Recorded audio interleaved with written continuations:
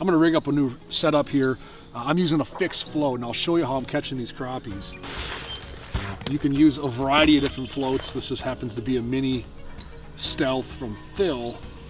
And this can be used as a slip bobber as well. That line just goes through that opening, but I'm gonna fix it, and I'm gonna show you how I do that. But I gotta get a hair jig on there first. My son, Jack, actually makes these things.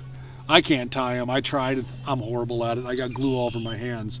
But these young kids nowadays, they're getting into this stuff. So throw on a new hair jig here. Color doesn't seem to matter a ton, but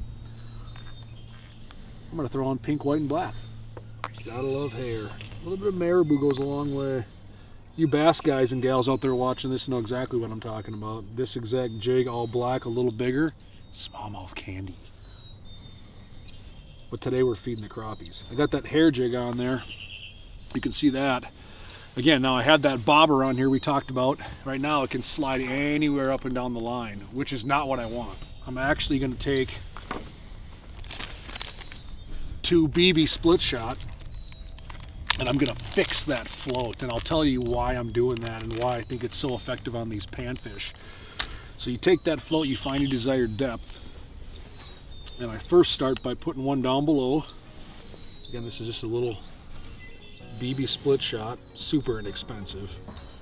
Crimp that on the line, so you can see this bobber right now is still free moving. It'll stop at that bottom split shot. So what I do is I find the depth I want to fish, and I'm going down about 3.5, 4 feet. So I'll slide that split shot right about there. So that's as far down as that bobber can go. Now I take my other split shot and I'll show you here, peg it above that now. So now that bobber can't go anywhere.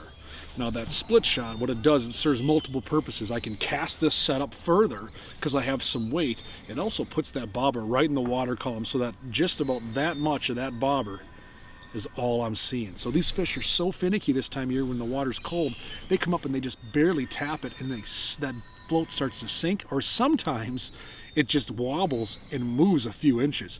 That's your fish. If you don't see that strike, just like a spring bobber or a noodle rod with ice fishing, if you don't see that strike, you're not catching that fish. And if you notice, I have no weight between that hair jig and the float. That allows this thing to just slowly fall through the water column, giving this fish ample opportunity to swing over and pick it up.